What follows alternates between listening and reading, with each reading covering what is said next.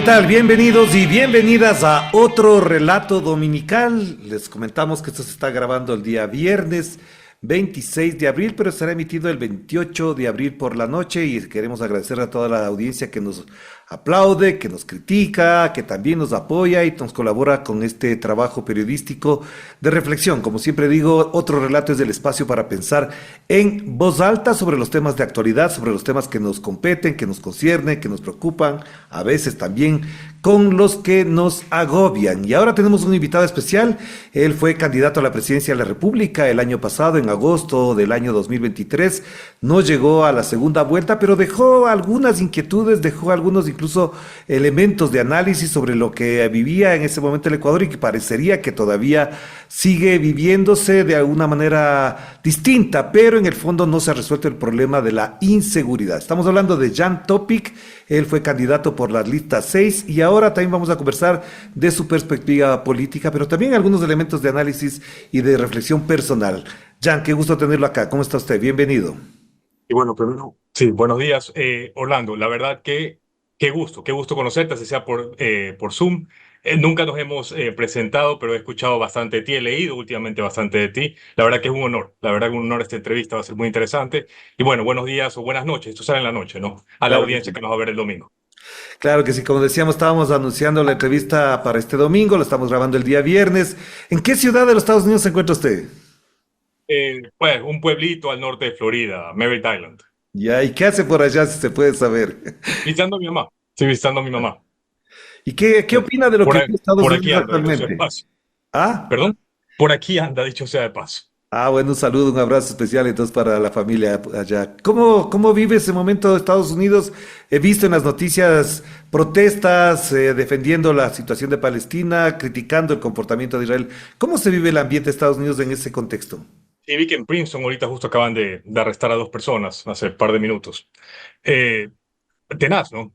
Fuerte. Sobre todo porque, o sea, a ver, bueno, hable de Princeton. Si hablamos en el ámbito, digamos, universitario, tal vez sí hay no sé si podría decir sesgo, pero sí hay una cierta óptica a tal vez favorecer cierto bando, no el otro. No sé. Pero sí, creo que en Estados Unidos las cosas tienden se vuelve muy polémico muy rápido, se va a los polos muy rápido, el extremismo muy rápido, y creo que eso no es sano, ¿no? Claro. Eso no es sano. Sobre todo en vísperas de unas prontas elecciones, ¿no? Presidenciales aquí en Estados Claro que Unidos. sí.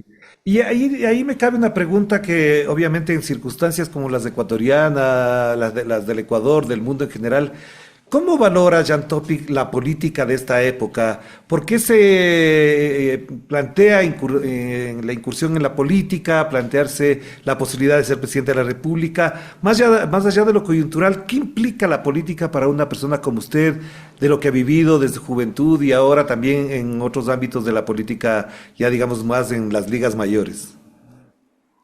Bien. A ver, me gustó cómo estructuraste la pregunta, porque dijiste la palabra coyuntural. Cuando terminó la elección, yo pensé que realmente vivíamos un tema coyuntural por el tema de del Internet, la facilidad, el tema de inteligencia artificial, la facilidad de diseminar noticias falsas. Harari, es conocido el escritor, Claro, claro que dijo sí. de que muy posiblemente el mundo va a vivir sus últimas elecciones realmente democráticas, transparentes en el 2028, porque para entonces la cantidad de noticias falsas y la cantidad de bots que van a estar diseminando noticias falsas en el mundo va a ser tan fuerte que no vas a saber a quién creerle. Entonces, cuando terminan las elecciones de 2023, yo sí pensé que era un tema coyuntural, que era un tema de ahora, que es un tema que la democracia hoy está sufriendo por esta avalancha de información y no sabes cuál es correcta y cuál no. Terminan las elecciones, me puse a leer un poco he visto que estudiaste filosofía, me puse Ajá. a leer un poco de libros viejos. Y uno era Gorgias, ¿no? Y en Gorgias, Platón argumenta, haciéndose pasar por Sócrates, que la retórica no es la búsqueda de la verdad, sino imponer cualquier narrativa independientemente si fuese verdad o no. Ujú. Yo me puse a Exacto. analizarlo y veo que no es un tema coyuntural, que el tema de las mentiras en la política han estado con nosotros en la época de los griegos. Y creo que esa es la lucha del día a día, ¿no? Y en gran parte tal vez lo que tú haces, lo que has dedicado tu vida a hacer, es cómo combatir el esquema, la veracidad de la información con la cual un pueblo toma decisiones sobre a dónde van a llevar a la patria. Si tú no tienes información fidedigna para tomar decisiones sobre quién va a ser presidente, quién va a ser asambleísta, qué proyectos deben implementarse y cuáles no, si no tienes la certitud de que esa información es real, es concreta, ¿cómo miércoles decides? Claro, claro. Pero eso le ha pasado al Ecuador muchos años ya, porque efectivamente buena parte de la conversación pública, del diálogo político, de todo esto que se habla desde la comunicación política, está atravesado por los relatos y las narrativas que se van imponiendo desde ciertos sectores que no necesariamente están apuntalando un objetivo democrático, sino intereses. Entonces, en función de eso, ¿por qué comprometerse con la política? ¿Hasta dónde llegar si esta es una realidad mucho más compleja? Y a propósito del libro que mencionaba Jan, el de 21 lecciones para el siglo XXI de Harari, yo por ejemplo me quedé muy preocupado con ese libro por dos razones. La primera fue porque efectivamente el panorama no es nada certero, hay incertidumbre total. Y segundo, porque efectivamente parecería, puede ser que esté interpretando de otro modo también yo, es que no hay vuelta atrás. Estas cosas van para peor. Entonces, ¿cómo meterse en la política si las cosas van para peor? Ese es el tema de la singularidad, ¿no?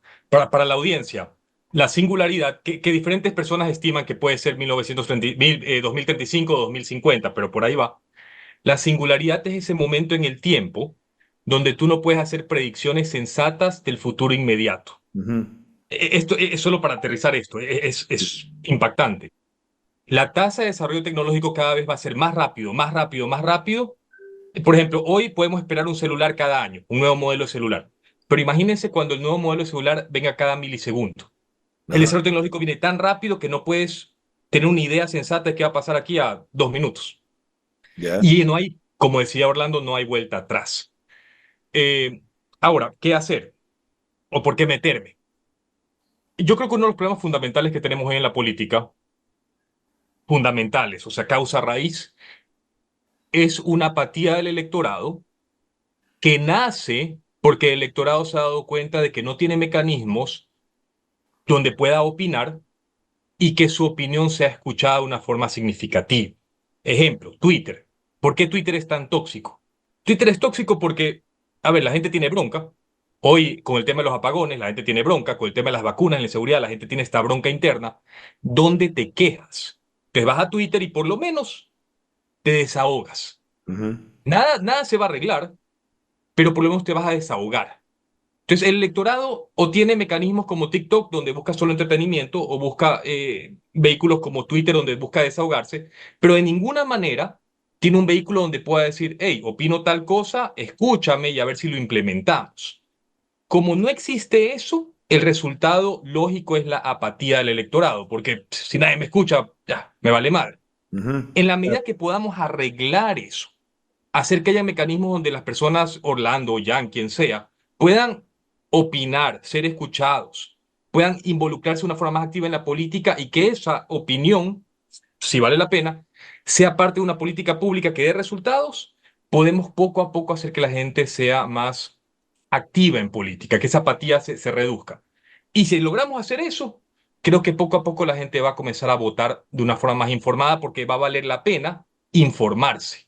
Claro, pero Jan, una de las cosas que también llama la atención siempre es que este involucramiento en la política no es un asunto personal, individual. Generalmente son comunidades, colectivos, organizaciones, gremios, partidos políticos los que pueden hacer viable la política y parecería que por ahí no vamos a encontrar. De hecho, usted participó en las elecciones pasadas en el Partido Social Cristiano, una organización que ha venido a menos, con dificultades, con problemas, con gente que se va, gente que no cree que está siendo escuchada dentro del partido, ni siquiera fuera del partido. ¿Cómo entonces involucrarse en esta lógica cuando se desvanecen esas categorías de acción política llamadas organización, partidos, movimientos? Te respondo dos partes. La parte importante y una parte superficial primero.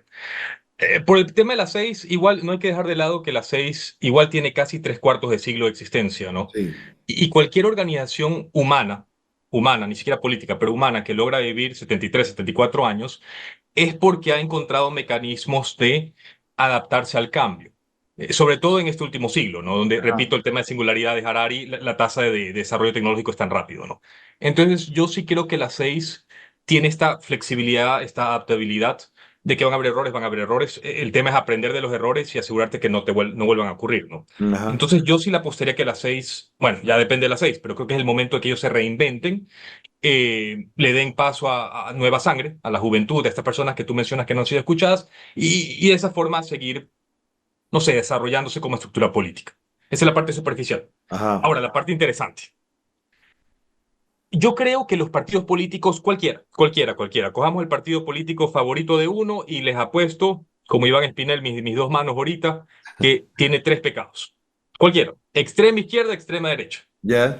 Los tres pecados son centralismo, ¿ya? Todo está basado en una persona o en un buró político muy pequeño, el caudillo o un grupo reducido de tomadores de decisión.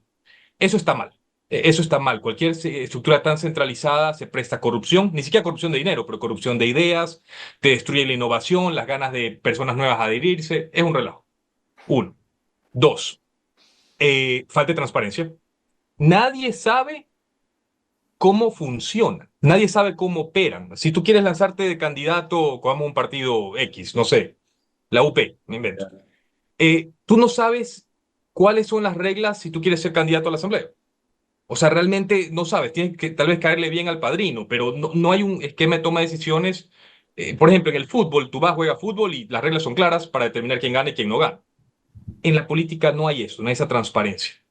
Y tres, que lo mencionamos al principio, es el inactivismo, que nace de eso, que nace de que necesitas padrino, de que nace de que todo sea opaco y todo eso. En la medida que podamos desarrollar un vehículo político que sea descentralizado, que sea transparente, yo creo que vamos a hacer que la gente se active mucho más. Ya. Y ese es un proyecto que estamos trabajando ahorita, Transforma, que busca hacer eso, transparentar la política, hacer que la gente se active, que si quieres ser candidato, no importe si tienes dinero o no tienes dinero para campaña, lo que importe es tu mérito, tu currículum, tu liderazgo, que si quieres aportar con ideas para el plan de gobierno, todo el mundo pueda opinar y hacerlo, repito, de una forma descentralizada, transparente y, si todo funciona bien, mucho más activo. A Ya, medida que pero, podamos hacer eso, vamos a tener mejores candidatos y un electorado más informado. ya, pero entonces Transforma no va a ser parte, ni va a ser alianza, ni va a ser una coalición con el Partido Social Cristiano, o va a tener esas otras opciones para las presidenciales del 2025. A ver, no entendí la última parte de las presidenciales para el 2025. Si es que Transforma, tal como está planteado, va a ser un movimiento político que va a actuar solo, va a ser alianza con el Partido Social Cristiano, con otras organizaciones, ¿de qué tendencia? Sí, a ver, vamos en orden. Estas conversaciones son chéveres. Ajá, qué bueno. Yo, yo nací un poquito, a ver, no nací, yo salí de la adolescencia un poco como tú, tal vez un poquito menos radical, pero un poco como tú. De ahí me Ya. fui a una universidad de extrema derecha, creo que es la universidad más derecha que puede haber en el mundo. Entonces, digamos, hice un salto de 180. Ahora que estoy más viejito, he comenzado a leer, digamos, ahora economistas poco más de izquierda. Entonces uno Ya. está moviéndose. Ya lo que he aprendido es qué arrogante de uno, porque te leíste dos, tres libros en la universidad, venir y decir, ah, ya, yo le apuesto a tal tendencia. Ya. Porque, a ver, es muy complejo. Entonces, lo que estamos haciendo con Transforma y todo este movimiento de la tecnopolítica es, primero, humildad. Señor, usted puede tener ideas, preconcepciones, porque se leyó sus dos, tres libros de cómo opera el mundo o cómo mejor debe operar un país, pero no te cegues a eso. Tienes que estar abierto a escuchar nuevas ideas y tienes que estar abierto a lanzar tu primer proyecto y si no funciona, por más de que sea derecha o izquierda, hey, pivotar. Entonces, Ya. lo que queremos hacer en Transforma es realmente la ideología de base es esa. No nos la sabemos todas, humildad, abrir el abanico a tendencias, qué sé yo, a un Milton Friedman o a un Stiglitz o a un Piketty, o sea, traer tendencias de izquierda a derecha, debatirlo a muerte, lanzar pequeños proyectos y ver qué funciona, qué no funciona. Si funciona, perfeccionarlo. Si no funciona, pivotar. Pero no cegarse en, ah, no, yo leí este libro en la universidad, entonces tengo que irme por esta tendencia. Ya. Pero entonces, hay una pregunta clave ahí, Jan. Sí es interesante lo que acaba de mencionar porque además abre el debate a otras reflexiones. Si este movimiento Transforma, por ejemplo, decidiera que, voy a poner el caso hipotético, que no va a ser, que Orlando Pérez sea el candidato a la presidencia y no sea Jan Topic, ¿qué le va a pasar a Jan Topic si pasara eso? Muy honestamente, Brutal, honestidad brutal, Orlando. Sí, Estaré deprimido 2 días, estaré triste, es normal, uno es ser humano, ya, pero a largo plazo, donde Jan Topic pierde las primarias, Orlando Pérez gana las primarias, Orlando Pérez gana las elecciones generales, ya, Orlando Pérez cambia el país, yo voy a ser el hombre más feliz del Ecuador. ya. Pero O entonces, sea, eso es, sentí que contribuí en algo. O sea, yo siempre pongo la analogía del fútbol. Tal vez no llegué a ser Messi, no llegué a ser Maradona, no llegué a ser Pelé, pero diseñaste el partido del cual después nació un Messi, después nació un Maradona. ya, Eso lo veo estructuralmente, no sé, muy, muy noble. claro, Entonces, en la claro. medida que uno pueda generar esas candidaturas y cambien el país, bienvenido. Sí, me parece bien. Obviamente decirlo está bien. El proceso irá diciendo cómo se van construyendo las candidaturas y demás. Pero, por ejemplo, siempre me queda latente que una pregunta a propósito de la candidatura del año pasado. ¿Qué piensa que Diana Jacome sea ahora la consejera de Daniel Noboa cuando fue su candidata a la vicepresidencia de la República en el 2023? Está ahorita de gerente general de TC, ¿no? Creo que la nombraron, que está manejando TC Televisión. Creo que está manejando los medios en general del gobierno, pero no sé si tiene con algún cargo. Solo creo que ejerce desde la consejería de la presidencia. No sé, algo me llegó ayer de que estaba Ya. manejando TC Televisión, tal vez esto era falso, no sé. A ver, Diana sí me escribió en su momento, cuando Daniel, el presidente, le pidió esto. Y Diana sí me dijo al principio, o sea, Jan, yo quiero ayudar en la medida que pueda ayudar. Si se me abre esta posibilidad, o sea, ¿quién soy yo para decirle no, no? Es Ya, más, ni siquiera en ese sentido, ¿quién es uno para decirle no claro, al claro. país? Si Diana puede ayudar, que ayude. Eso. Pero ¿le causó algún resquemor? ¿Le sorprendió? ¿Cómo fue ese momento en el que ve a un personaje como Daniel Noboa, del cual usted ha tenido algunas críticas fuertes, de pronto con su candidata? Es decir, como que se desmembra a una imagen, un símbolo de Sí. su figura política. Realmente no, es más, yo fui hasta al extremo, a un extremo mucho más radical. Cuando pasó lo de Fito, toda esa semana de segunda semana de enero que todo se fue al cuerno, Ajá, ajá, eh, yo le lancé un video a Novoa, tal vez en un 90%, sabiendo un 90% de probabilidad que me iba a decir que no, pero algo importante que la gente no sabe tal vez, yo sí hablé con el equipo, ya, el equipo de seguridad que tenemos en la empresa, y le dije, señores, chuta, si a mí me dicen que no, pero necesita gente, va a tocar que ustedes vayan a trabajar con él. ya, Y eso, por ejemplo, me hubiera afectado mucho más a mí porque ese es el equipo que me maneja la empresa. Pero ajá, si toca mandar gente para que ayuden al país, toca. O sea, tienes que hacer, tienes que hacerlo. Me pasó con el presidente Lazo también en su momento. ajá, Yo voté por Lazo, no voy a mentir, en la segunda vuelta. Primera vuelta voté por Pedro José. ya. Eh, pero ya al final, o sea, bueno, a mediados de su gobierno, yo no era muy fan de su gobierno por todo lo que estaba pasando. Pero cuando él me dijo para ser secretario de seguridad, ¿cómo vas a decir que no? O sea, una cosa es la parte, no sé, tu simpatía personal, otra cosa es el país, ¿no? Si tienes que ir a ayudar, tienes que ir a ayudar. Eso. Pero ¿y qué pasó con Guillermo Lazo? Porque fue todo un lío aquello de que era secretario, no Sí, era sí. secretario, y después se vio que efectivamente él no tenía cuadros para dirigir y optó, por ejemplo, por Diego Ordóñez, que de seguridad creo que no sabe ni dónde queda parada la caja de seguridad de su casa. Sí, bueno, yo vine después de Diego Ordóñez, ¿no? O sea, bueno, yo iba a ir después de Diego Ordóñez. Ajá, Hablé con el expresidente en su momento. Lo que él me supo manifestar en su momento era, Jan, discúlpame, fueron días de locos. Eh, como presidente uno tiene, no sé, bastantes presiones por todos lados. Y tenías un círculo en Quito que no quería que vaya, que no quería que vayas tú. ya. No quiero entrar en detalles porque no quiero hacer telenovela. Yo honestamente no creo que fue una buena decisión, pero bueno, lo que quiero rescatar es que cuando un presidente, sea de izquierda, sea de derecha, te guste o no te guste, te llama por el tema de Diana Jacome, tienes que ir. O sea, si estás en la posición de ir y ayudar, tienes que hacerlo. Claro, pero además en función de esto sí hay una duda que a mí me da vueltas constantemente y ya no es tan duda como parece. Es que buena parte de la política de seguridad, tanto con Lenín Moreno, con Guillermo Lazo, como por ejemplo con ahora Daniel Noboa, no las se decide en Carondelet, sino que se decide en Estados Unidos o en otros tipos o en otros centros de organización político internacional.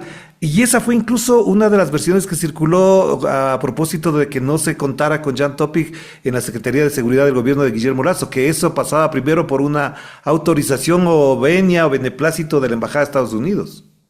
No, a ver, dos partes. La parte final primero. No creo que haya sido por ahí, Ya, porque hablé con los gringos, es más, excelente relación. No, no era por ahí, o no creo por lo menos, uno nunca va a saber, pero no creo que haya sido por ahí. Ahora, el tema fundamental que me llama la atención, sobre todo cómo lo estructuraste, es que algo tan importante como la seguridad de un país tenga que pasar por las decisiones, el esquema de toma de decisiones de otro país. claro.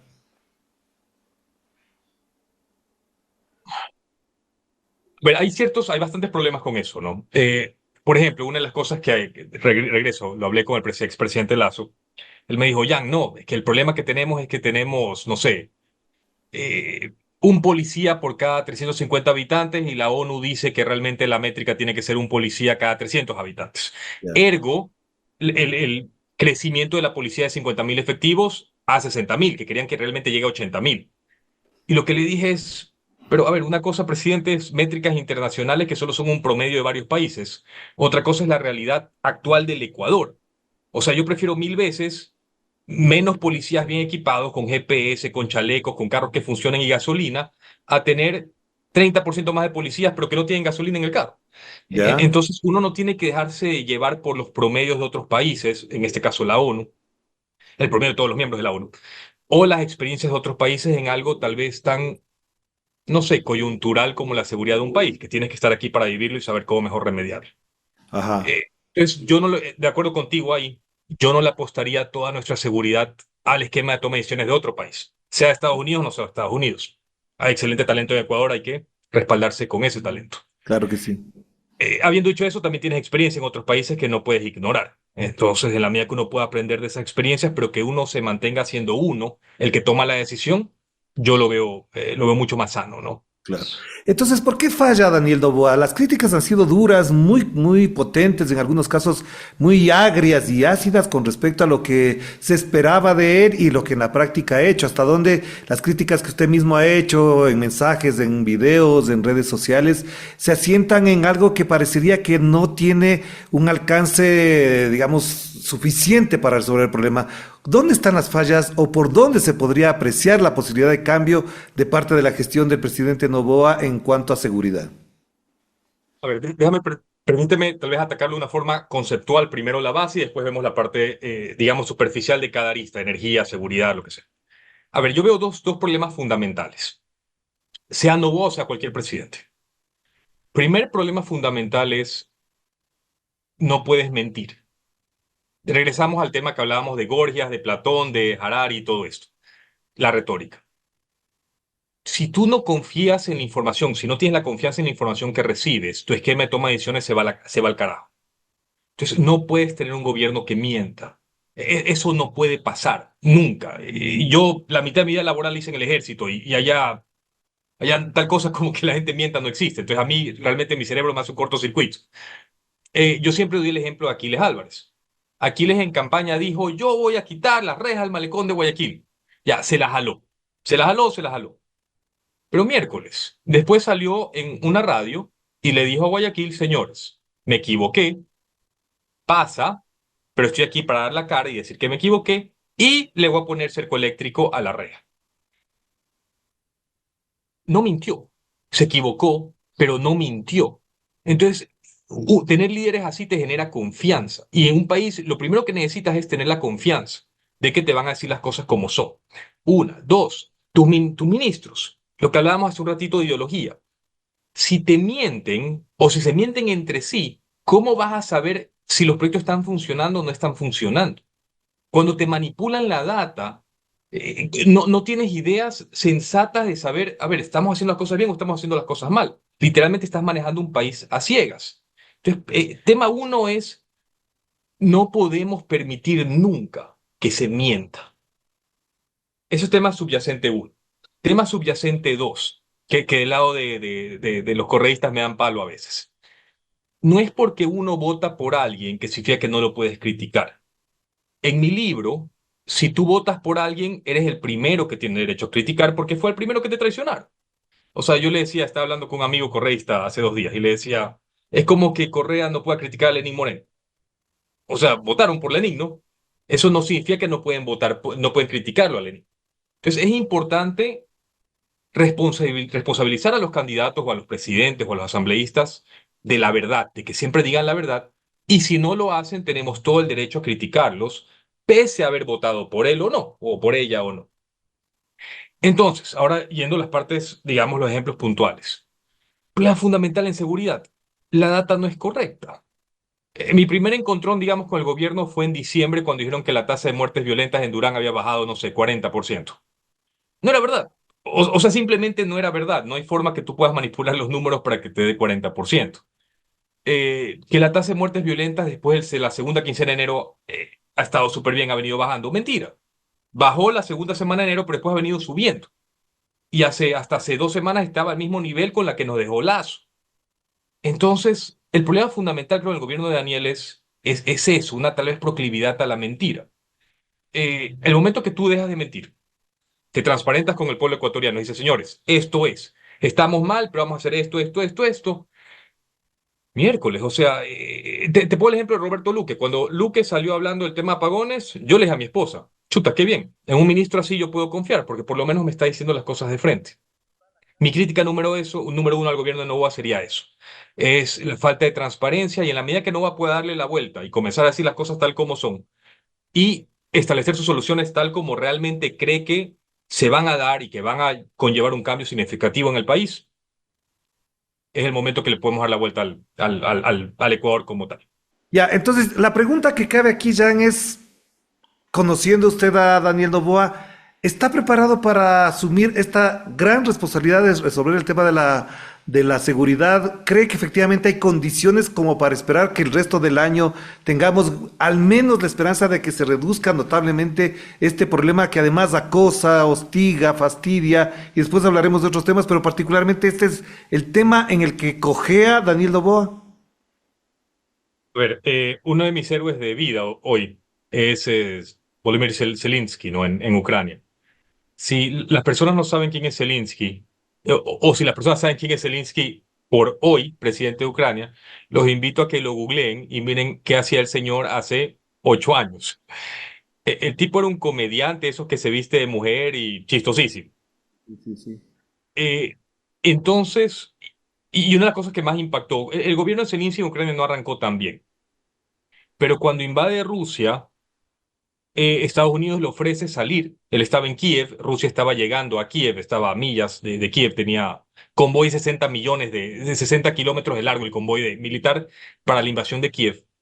Cuando Estados Unidos le dice a Zelensky, oye, te podemos exfiltrar, te podemos traer a un país en Europa para que operes de acá, él muy legendariamente dijo, yo necesito un transporte, yo necesito munición.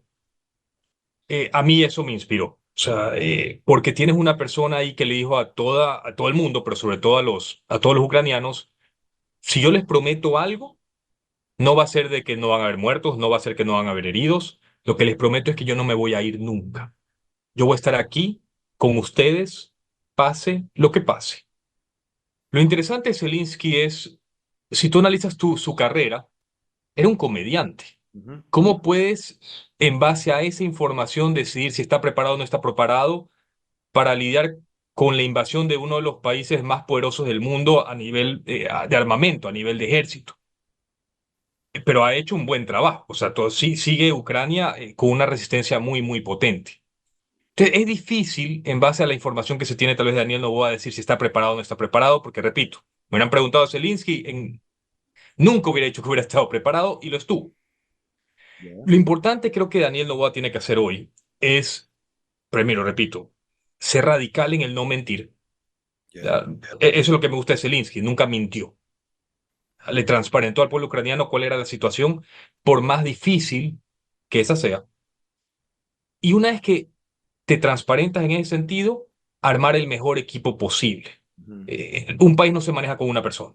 Claro. Entonces, lo que necesita hacer Daniel Noboa es eso, no transparentar todo, tal vez dejar el tema de decir falsedades y armar el mejor equipo posible para que sea el equipo el que esté preparado para manejar el país.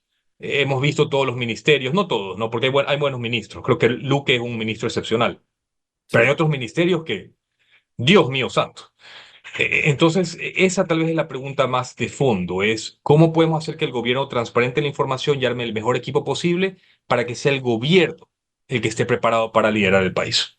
Pero lo que sorprende, y además a mí en lo particular, ya con los años de experiencia con respecto a seguir la tendencia política de los gobiernos, es que después de una consulta en la que aparentemente triunfa, se descalabra una cuarta parte de su gabinete, el secretario de Comunicación, la ministra de Educación, se le cambia a la ministra de Gobierno, se le pasa al Interior o se le asume ya el cargo de Interior.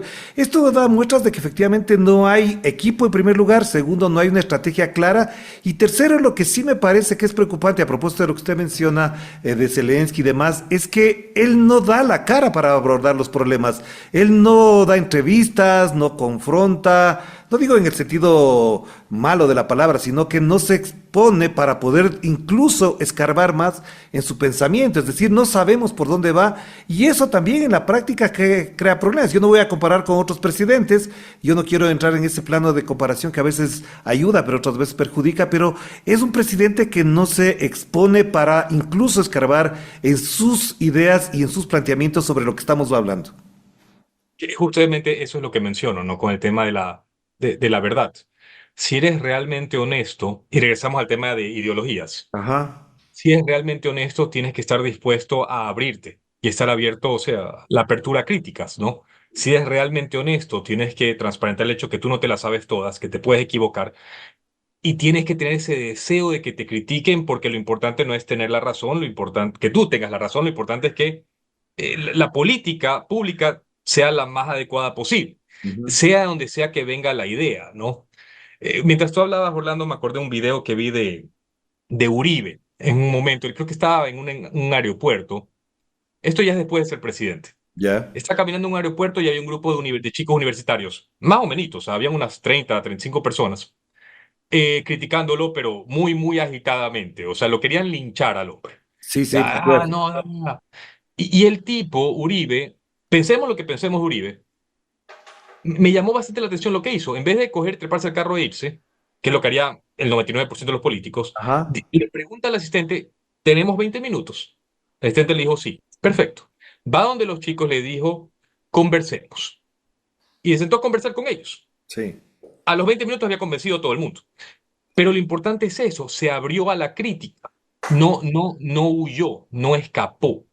Y eso es lo que necesitamos en un líder. Regresando al tema de Zelensky, que no huyó, es eso, quedarte ahí, afrontar la verdad, por más terrible, cruel que sea, pero afrontarla de frente, ¿no? mm, Eh, repito, en la medida que, por eso lo dije, en la medida que Noboa pueda hacer eso, ese creo que es el primer paso a darle la vuelta a este gobierno. ya. Pero entonces la otra pregunta que cabe a propósito de lo que mencionaba yo en la pregunta anterior, tiene que ver con el resultado de la consulta, es decir, la consulta le da un aval, le da herramientas, le da instrumentos políticos, legales, constitucionales para actuar. Muchos dijeron con buenas razones, otros, digamos, criticándolo también, de que no hacía falta esas preguntas en la consulta porque ya estaban en marcha. Entonces, si ya superó ese trance de recibir el respaldo popular, ¿qué debería hacer o hacia dónde debe conducir la política de seguridad con las herramientas que tiene como respaldo en la consulta?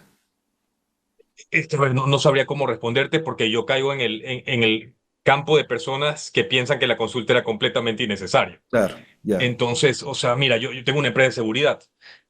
Desde 2013 que arrancamos la empresa de seguridad, son las Fuerzas Armadas las que me controlan el famoso CAMEX, ¿no? El tema de municiones, armamento, explosivos. Ajá. Eso ya tiene 10 años. Entonces, cuando me dicen que si los militares pueden trabajar con la policía, que pueden hacer controles CAMEX al ingreso de las cárceles, o sea, no hay nada nuevo. Y Ya. si quieres cambiar cosas, lo puedes hacer vía reglamentos. Entonces, lo veo completamente, no sé, esa consulta la vi completamente redundante, inoficiosa, pérdida de 60 millones de dólares. Y ojo, y tú mencionaste que aparentemente la había ganado. También yo estoy de acuerdo. Yo no creo que la ganó. Ya. Tuviste creo que 4.9 millones de votos sí, creo que 4.3, 4.4 no. Ajá. 3 millones de votos nulos, blancos o ausentes. Exactamente. 3 millones. Si un tercio de tu población votante le dice, discúlpeme la palabra, yuca a tu consulta, Ajá. ¿cómo puede ser eso ganar? No lo veo. O sea, ganar es que la gente vea la necesidad de la consulta y la gente salga a votar. Claro. Pero que 3 millones de ecuatorianos le digan, tu vaina no sirve para nada, por eso ni siquiera voy a ir. No, no sé en qué mundo podemos decir que eso es victoria. No, Pero bueno, y de hecho los estadísticos están en este momento, creo que les había pedido a un amigo que nos hiciera ese favor, Sote, de ayudarnos con las cifras y nos decía, por ejemplo, que el 35% de los votantes que fueron a la consulta, no ese 30 que no fue porque no se puede medir eso, ese 35% votó todo no y un 31 dijo todo sí. Es decir, a mí me parece que ahí hay unos datos muy relevantes que pueden generar, por ejemplo, una muy buena conversación con un presidente que se preste para dialogar y reflexionar, porque hay que reflexionar sobre lo que vive el país. sí, a ver, seamos, sí. Y también, y en línea con esto, me puedo equivocar con lo que voy a decir. Ajá, Si me equivoco, lo voy a googlear después de esta entrevista y lo subo en un tweet. Pero estoy casi seguro que desde tal vez junio o julio, Noboa, de la candidatura, Noboa ya estaba diciendo que iba a ser una consulta popular. ajá, ¿Ya? sí, Desde un mes, 2 meses antes de la primera vuelta. sí, Y creo que las preguntas realmente no se definieron hasta enero. Entonces, ¿de qué estabas hablando junio, julio? Y de lo que se definió en enero, muy poco fue lo que realmente terminó saliendo ahora en abril. ujú, Entonces, si tu plan de gobierno era basado en estas cosas, pero para usar una palabra del presidente, se volvió un Pokémon que fue cambiando en el camino, ¿qué tanto evidencia es un plan de gobierno que estuvo correctamente conceptualizado desde el momento de la campaña? ¿No? claro. Eh, entonces sí, no lo veo. Yo veo, no sé. Mi opinión personal era un tema electoral, quería consolidar su voto y usó $60 millones para eso. Mi Ya, opinión personal. pero entonces entremos en la parte de lo electoral que sí me interesaba conversar también con usted.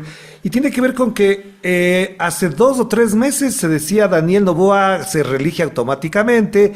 Yo era contrario a esa idea, conversaba incluso con alguna gente que maneja consultoría política, me he reunido en 2 o 3 talleres, decía, en este país puede pasar de todo. Mañana porque se tropieza, porque se emborracha, porque un familiar mete la pata, se le acaba la candidatura, pero también lo que pasa es que en lo estructural el país ha ido percibiendo y verificando que no hay salidas a la situación.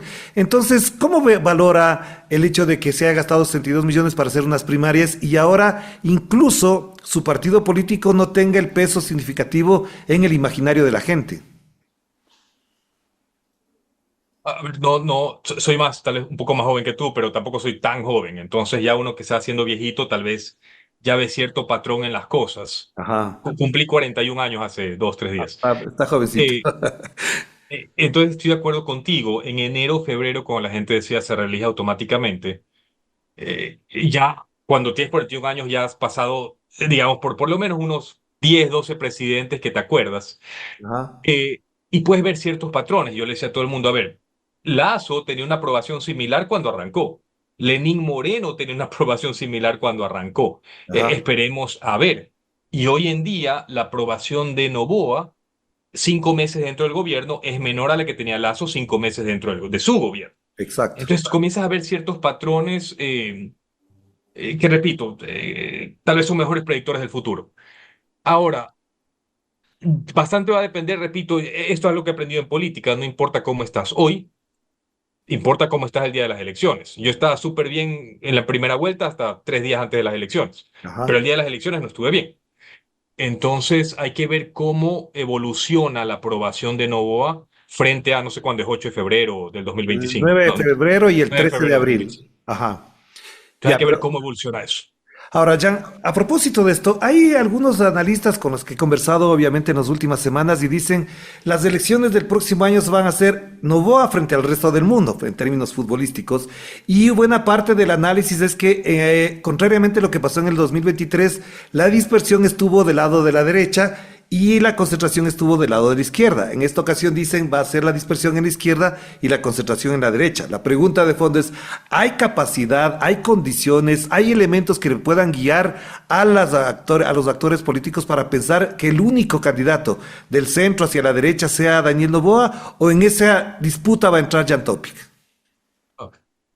Bueno, yo creo que el tema de las palabras vacías, ¿no? Porque Noboa dijo que era centro-izquierda o izquierda, ¿no? Sí, pero lo Creo que dijo nadie le igual. cree. Creo que nadie le cree, pero él se autocatalogó así. Eh, eh, a ver, si la pregunta es si efectivamente veo un mayor fraccionamiento de la izquierda, al 2025 que había en el 2023? La respuesta es sí. O Sí. sea, obviamente, ¿no? O sea, solo por el hecho que Pachacutic, no sé, Izquierda Democrática, no tuvieron candidatos, ahora tú ves que sí, Pachacutic va a tener su candidato, está Pedro Granja, no sé, está Rabascal, Ajá. todos estos, ¿no? Tal Ya. vez Leonidas Issa, no sé. Entonces, definitivamente sí creo que hay un mayor fraccionamiento de la izquierda. Ajá. Depende, hay que ver qué pasa con Construye. Construye fue un jugador importante en estas elecciones. Si efectivamente el movimiento desaparece, hay que ver qué pasa. Eso va a ayudar a consolidar la derecha, porque obviamente tienes menos partidos, por aritmética simple. Ajá. Entonces sí lo veo de que esto va a ser tal vez la antítesis del 2023, o sea, se van a cambiar los roles, ¿no? Ahora va a ser una izquierda fraccionada y una derecha consolidada. Ya. Ahora, si la segunda pregunta es, ¿va a ayudar Jan Topic a fraccionar un poco la derecha, lanzándose para candidato? Hay que ver qué pasa en Transforma, ¿no? Hay que ver si Orlando Pérez entra a Transforma y le gana a Jan Topic en primarias. Ya. Eh, Transforma va a tener candidato. Transforma va a tener candidato. Créeme, no me saqué la madre 6 meses haciendo software para nada. Claro. Va a tener candidato. Hay que ver qué pasa en primarias, hay que ver quién es el candidato. Ya. Y hay que ver, repito, yo honestamente mi percepción de Daniel Noboa es que si él no hace cambios radicales a cómo maneja el gobierno, yo no le veo un buen desenlace. Ya. No, o sea, yo no, y espero realmente de corazón que no tenga un buen desenlace, porque si el ecuatoriano de a pie se acostumbra a que le mientan y está feliz con que le mientan, estamos mal. Claro, claro, O sea, claro. no podemos aceptar que nos mienten. Entonces, tiene que haber un corte en, a ver, señores, a mí no me van a estar mintiendo. Sí, por eso digo, si Daniel Noboa no hace un cambio radical en el tema de falsedades, yo no le veo un buen desenlace a su gobierno. Claro. Y hay que ver entonces ya qué pasa con la derecha. Claro, y además ahí estaría claro la aprobación de la ciudadanía para ver si se le garantiza presentarse primero en las elecciones. Y ha dicho una cosa que es muy importante, que además a mí me preocupa desde el punto de vista incluso personal y ciudadano, y es que los tres últimos presidentes, es decir, Lenín Moreno, Guillermo Lasso y ahora Daniel Noboa, llegan con un discurso, tienen otra acción y además otra retórica cuando están en el gobierno, y después creen que el culpable es otro. Entonces parecería que siempre, ya aparecería una nota muy ecuatoriana, siempre el culpable es otro. La pregunta entonces que viene a continuación es la siguiente, Jan. Siendo el presidente como está ahora una opción de la derecha y Jan Topic midiéndose en esa lógica, ¿hay posibilidades de transformar esta realidad, por ejemplo, pensando en un frente patriótico, nacionalista, que vea por un programa en común, donde puedan estar la izquierda, la derecha, como en su momento han ocurrido en otros países cuando se afrontan crisis muy profundas? ¿Es posible, por ejemplo, a Jan Topic, a Pachacútiga, a Leonidas Issa, al movimiento de Rafael Correa, sentados para conversar en un programa común? A ver, algunas cosas hay. Lincoln, una de las cosas que me gusta de Lincoln, cuando Lincoln gana la presidencia, es él arma su gabinete a punta de opositores. Ajá, ajá, Porque dijo, yo no necesito aquí como es chupamedias. sí, Y lo más fácil que le puede pasar a un presidente, es más, le pasan a los candidatos, me pasó a mí, es que la gente se te llena de chupamedias, te llenas pues, de lamebotas, de gente que no te dice la verdad. Tú necesitas gente que te aterrice. Tú necesitas un equipo que te diga las cosas como son. Y mientras más variedad de talento mientras más variedad ideológica tengas, yo creo firmemente en eso, vas a tener un mejor gobierno. Vas a tener una mejor estructura, sea cual sea la estructura, sea política, sea empresa privada, tú necesitas jalarte diversidad de ideas. claro. Pero, entonces ahí fundamentalmente, a nivel objetivo, estoy de acuerdo contigo. O sea, deberíamos hablarnos gente de todos lados. Pero necesitas un tema fundamental que yo creo que ahorita no hay, mi opinión personal. Un líder fuerte que esté dispuesto a no ser el más inteligente en el cuarto. Ajá, Eso es lo fundamental. Necesitas un líder fuerte que tenga tanta autoestima que esté dispuesto a no ser el más inteligente en el cuarto. claro, claro. Esté dispuesto a que sus subordinados sepan más que él o más que ella. Que estén dispuestos, y repito por lo que tú mencionaste muy educadamente, yo lo voy a decir más tajantemente, que le echen la culpa a Correa de cada cosa, de que no llovió, de que todas las pendejadas, todo es culpa de Correa. Tú Claro. necesitas ya un líder de que diga, a ver, señores, Colin Powell, el general de Estados Unidos, que dicho paso trabajó con los demócratas y con los republicanos. Así es, ajá. Él dijo muy famosamente una vez, Señores, cuando tú coges un cargo nuevo, tú tienes exactamente 3 semanas para culpar al predecesor. Después de 3 semanas la culpa es tuya. Claro, claro, Asúmelo. Si no, no vayas al cargo. claro. Entonces necesitas, repito, eso, ¿no? Un líder fuerte que asuma la responsabilidad de todo lo que vaya a pasar y que esté dispuesto a rodearse del mejor talento posible y sobre todo, talento que sea mejor talento que él mismo. En la Claro. medida que puedes hacer eso y ser un punto de balance neutro para jalar las mejores ideas de todos lados, pro país, vamos a tener un mejor gobierno, vamos a tener un mejor Ecuador. Claro. Ahora, quiero hacer dos preguntas para cerrar, Jan Topic, y agradeciéndole, por supuesto, por la gentileza de conversar en este espacio.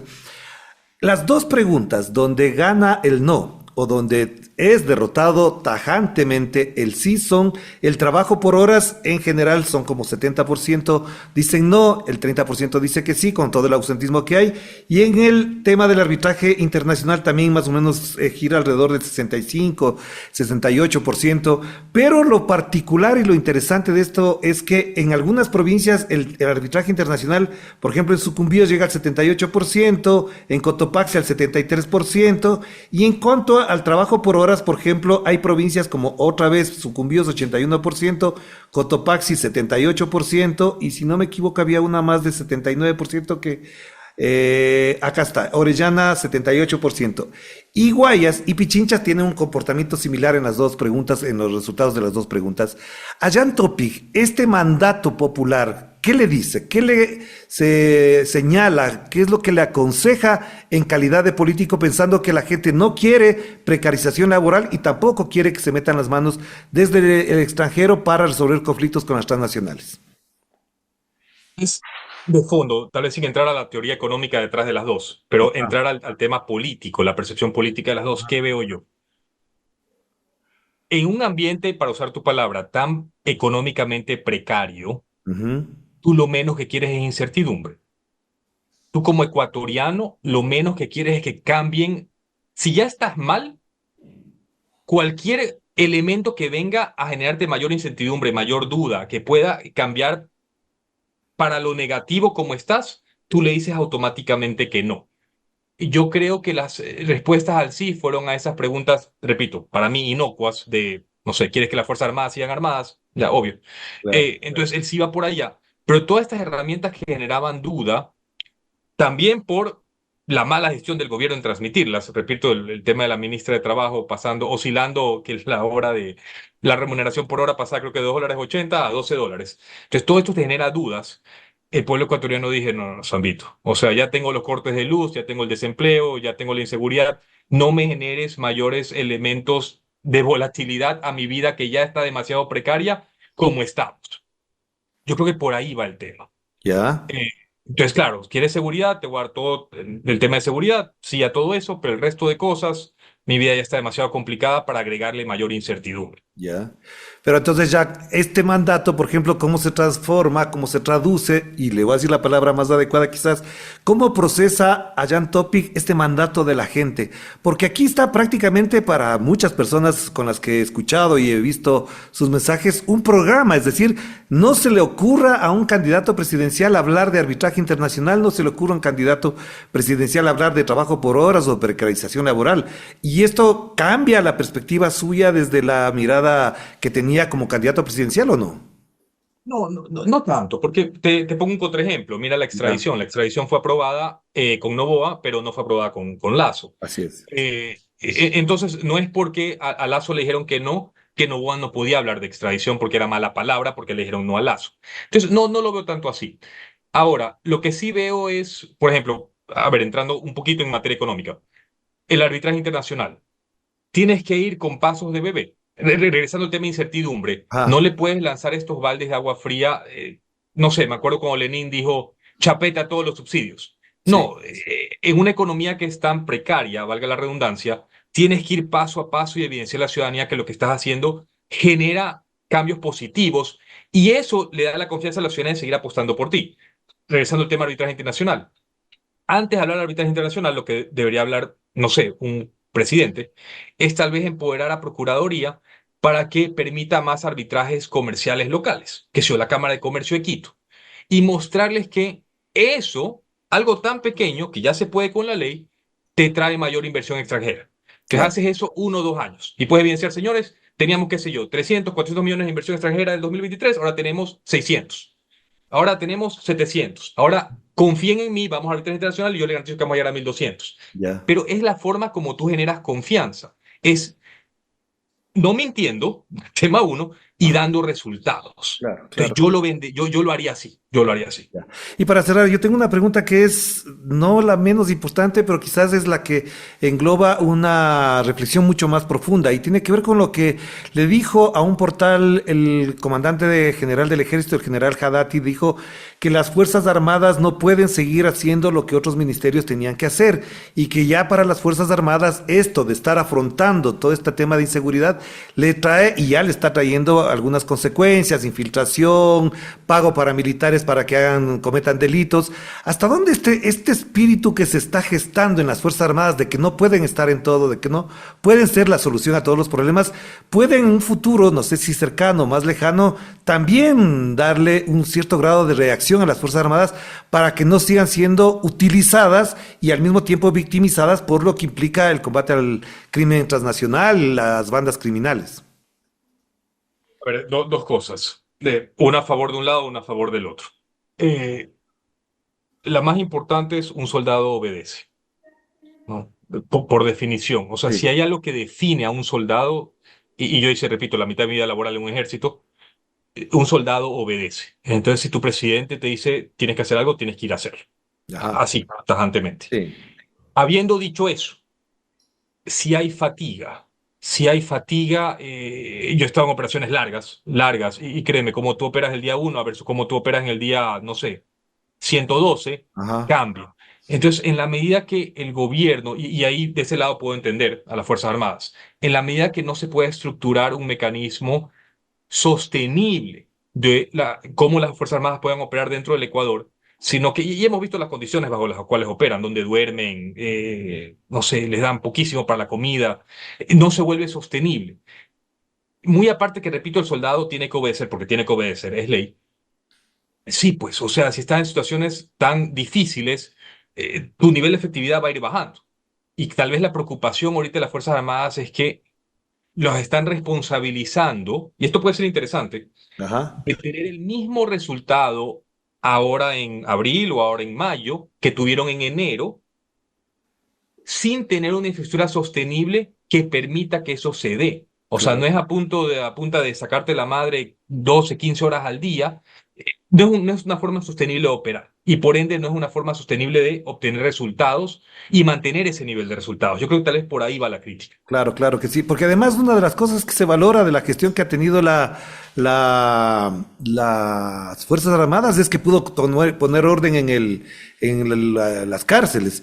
Y eso es como normal, ¿no? O sea, tiene que haber orden en las cárceles, no es que es un mérito haber puesto orden en las cárceles. Entonces, cierro con esta pregunta solamente para reflexionar, ¿hasta dónde este grado de militarización, de seguridad que se está planteando, de securitización, dicen otros, con respecto a este país, puede, por ejemplo, afectar elementos democráticos, debates democráticos, construir una sociedad un poco más autoritaria, verticalizada? Creo que efectivamente se corre ese riesgo, incluso pensando en las lecturas que usted me mencionaba de Harari, por ejemplo, cuando dice que las democracias tienen que ser mucho más abiertas, horizontales, transparentes. Un grado de militarización como el que estamos viviendo perjudicaría el espíritu democrático de cualquier sociedad republicana. Fundamentalmente no. No, no es porque tienes mayor grado de tal vez intervención de los militares per se, que creo que eso necesariamente conlleva a un estado más totalitario, Ya. autoritario. Eh, siempre y cuando, y esta es la parte, el caveat crítico para que eso no se dé, cuando arrancas operaciones, arranques con una fecha de expiración. Ajá. Una de las cosas que, por ejemplo, yo admiro bastante, no sé por qué todas mis referencias vienen de Estados Unidos, no sé por qué tal vez estoy aquí, Ajá. que yo admiro de Washington, el primer presidente de Estados Unidos, es que él se fue. Si lo analizas como presidente, no es que fue un presidente brillante, ¿ah? Ujú. Excelente comandante del ejército en la lucha contra la revolución, la independencia. Presidente, pero lo más importante que hizo él como presidente fue irse. Él sabía que iba a hacer su mandato y se iba a ir. En la medida que podamos hacer estas cosas, por ejemplo, la intervención militar, dar un ejemplo, y saber de que todo viene con su fecha de expiración, que una vez cumplamos estas métricas, señores, no hay un mundo donde esto se mantenga, no, se retiran, regresan a hacer lo que decía ahorita el comandante, a sus labores más tradicionales. El momento que tú puedes tener esa fecha de expiración, generar la confianza a todo el mundo de que eso se va a dar porque se va a dar, puedes asegurarte de que la república se mantenga viva. Claro. Pero repito, todo nace, y es el tema interesante, fundamental, todo nace con no mentir. La sociedad, cómo operamos, los seres humanos, cómo hacemos civilización, todo depende de una premisa tan básica. No mientan. Claro. Si vas a decir que vas a hacer algo, hazlo. Y si no lo puedes hacer, por lo menos admítelo. Pero no mientas. En la medida que podemos dejar de mentir, y como ecuatorianos, responsabilizar al gobierno de sus mentiras para que deje de hacerlo, ahí todo poco a poco comienza a concatenar, todo poco a poco comienza a mejorar. Todo arranca ahí. Tener una república transparente donde la gente diga la verdad. Claro. Hay que Esto. tener el derecho humano a la verdad es un valor fundamental en cualquier democracia. Una última cosa nada más. ¿Cuál es la pregunta que usted pensó que le iba a hacer y que no le había hecho o que cree que le debería hacer? No, pensé algo de Alfaro Vive. Ah, Pensé que iba a ser algo por ahí. Y yo te digo, yo como tenía 16, 17 años, no era tan radical tal vez en acciones, pero tal vez sí en pensamiento. ya, Eh, no sé, me encantaría en algún momento yo hacerte una entrevista porque creo que yo puedo aprender mucho más de ti que tú de mí. perfecto. Pero has tenido una vida muy interesante, Orlando. Lo digo con todo el respeto, la verdad. Está leyendo tu Wikipedia. Qué vida bien vivida. ¿Ah? Ah, bueno. Chévere, Pero entonces chévere. comprometámonos cuando está acá en el Ecuador, nos sentamos a conversar y sí me interesa que conversemos así, de pregunta del uno del otro, en un ping-pong que sería interesante, pero aquí frente a frente, porque efectivamente la tecnología a veces impide o mediatiza Sí, sí, sí. la reflexión y el diálogo que es más rico frente a frente. Así que comprometidos estamos.